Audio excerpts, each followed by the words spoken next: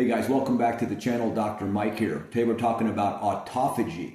Okay, autophagy comes from the Greek. It means self-eating. This is when your body goes through a cleansing.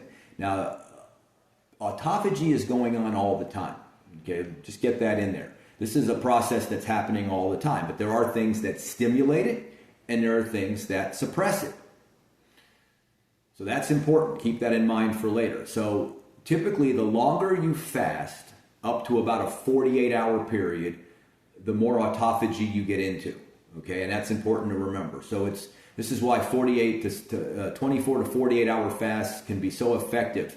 People who fast, who have autoimmune diseases, who have digestive problems, who have neuroplasticity problems, typically that fasting really helps them. First, it gives the body a break from all the incoming stresses from digesting food and everything else, if you're just doing a water fast, let's say, but it also increases autophagy.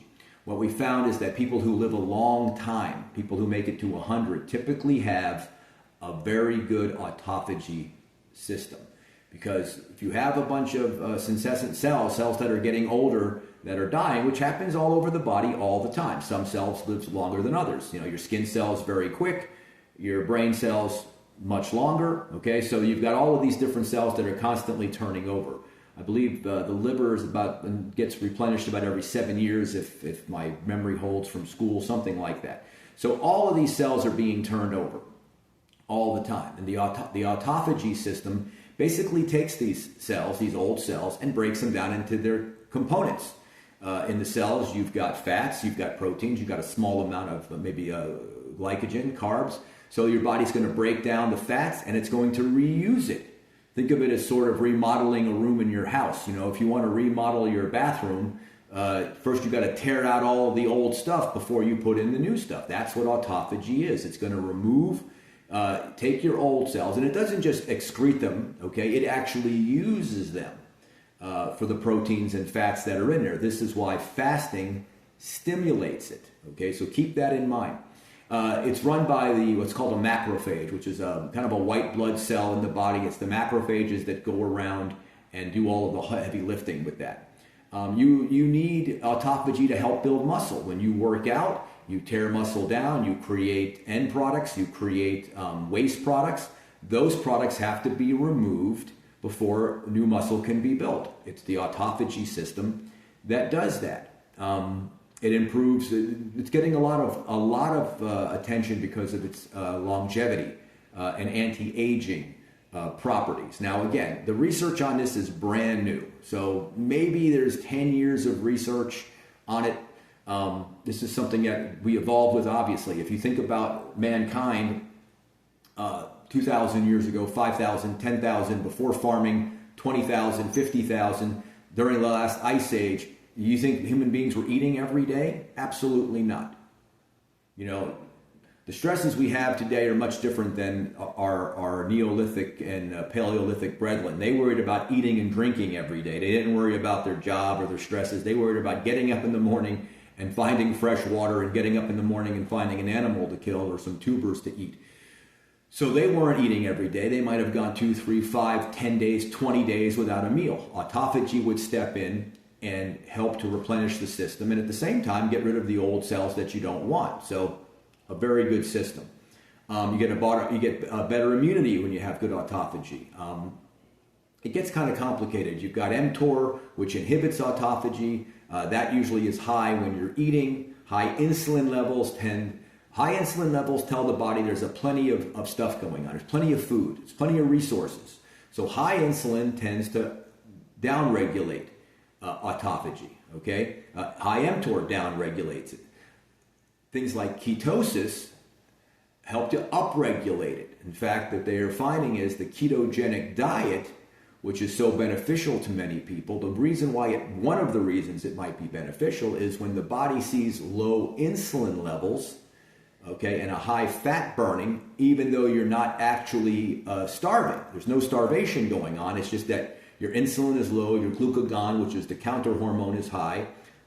The body reads that and says, "Oh, you know, we're not getting any food, so to speak," and so that may upregulate autophagy without you having to do any 24 to 48 hour fasting. So I think one of the reasons intermittent fasting really helps people in a lot of ways, not just with weight loss and all the other things, but I think it helps to activate this autophagy system. And the research seems to bear that out. As I said, it's sketchy. The research is new. We don't have a lot of long-term studies on this because, again, it's kind of a recent discovery. So intermittent fasting can stimulate it. You can do like a 16-hour window where you fast, an 8-hour window where you eat. I kind of do like when I'm doing it hardcore, I usually do a 20-hour window of not eating, and then I'll eat between, say, 7 and 11 at night. That kind of works for me. I'll have dinner about 7 o'clock. Then a little later, I might have a little fresh fruit, a couple of berries, maybe some strawberries to ease my sweet tooth, so to speak. And that works for me. But you can find something that works for you.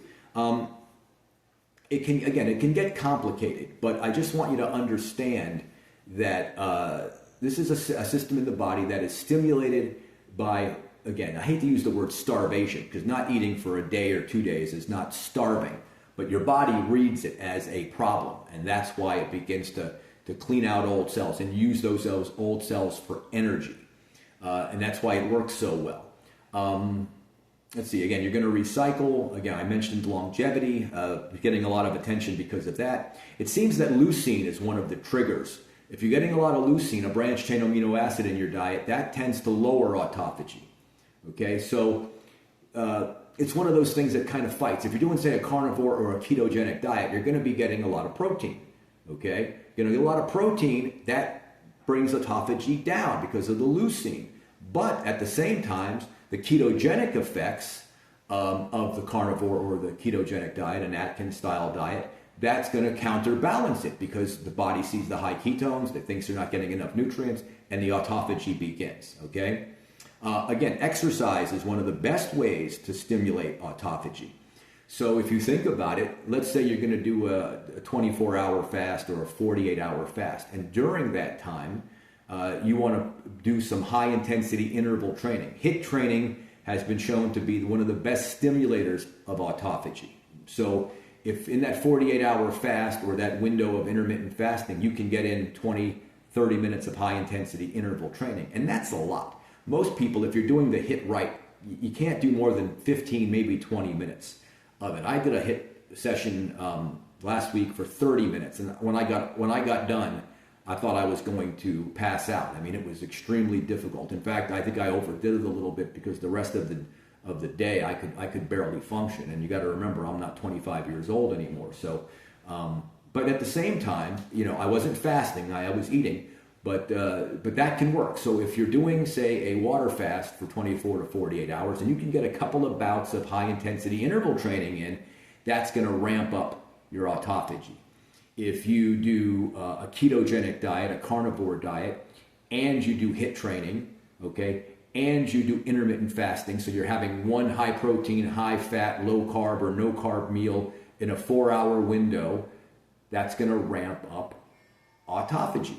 You see, so you can, if that's your way of life, if that's your lifestyle, then you're going to have a much better autophagy system than a person who's eating whatever they want during the day all the time. You can't believe all of the different crazy fads that have come and gone. One of the things from maybe the 80s or early 90s was grazing. Instead of eating 3 or 4 or 5 meals a day, just graze throughout the day. Have some food here, have some food there. That turned out not to be a great idea because you're going to keep those insulin levels high all day. You're going to get no fat burning or no appreciable fat burning, even though you're burning fat, again, all the time. This is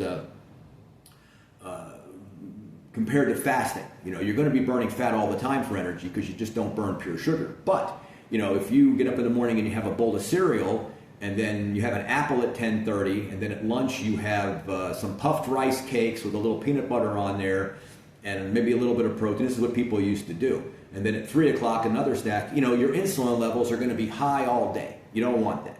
You absolutely want the body to feel stressed, but not so stressed that things begin to really shut down and you start to lose lean muscle mass. That's why it's very hard to do longer than a 48-hour fast if you're trying to maintain lean muscle, because you're going to start getting into catabolism where your body starts to break down healthy cells for fats and proteins, kind of autophagy run amok.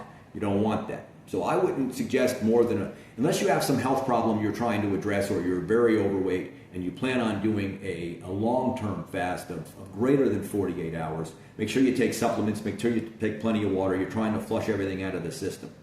So again, I would say 48 hours would be the maximum to fast if you are not trying to go for a specific alleviation of a specific problem. You know, if you're like me, you're in good health, you eat clean, and you want to do a 24 to 48 hour fast once a month, once every 2 months, to increase autophagy, to increase fat burning, to increase the body's ability to burn fat, that's going to be fine.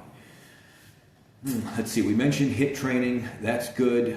We mentioned that older people who tend to live longer, seem to have better autophagy systems. I told you that autophagy is happening all the time. Now, I have seen guys say that fasting does not increase autophagy, that it's happening all the time and it doesn't matter whether you fast or not. And I have seen people put that out there. That's not what I read in the research, okay? Especially if you're doing this thing where you're eating a lot of carbohydrates throughout the day. You're going to shut down autophagy because you have the high insulin. High insulin, low autophagy. High ketones, more autophagy. So remember that. All right, so that's about it. That's just kind of an overview of autophagy.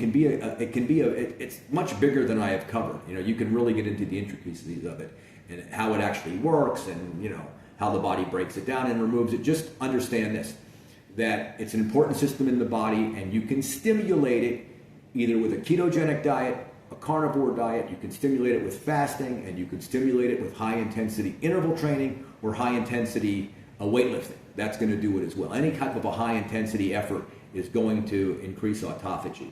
There are supplements out there. Life Extension sells a couple of supplements. I know other people are putting them out there that supposedly help with autophagy, okay? Help to remove those dead cells. Now, I don't know how effective there are. I'm only mentioning them because they're out there.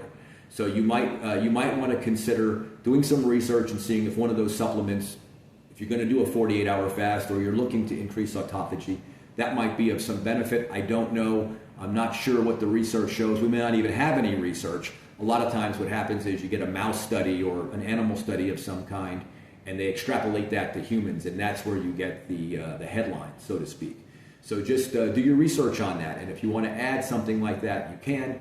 Getting rid of old cells is a good thing, okay? So think about adding maybe some intermittent fasting or some HIIT training or all of the above into your lifestyle. Okay. All right. This is Dr. Mike. Like, subscribe. If you have any questions on it, leave me a comment below. I'll try and answer it. I'll see everybody on the next one.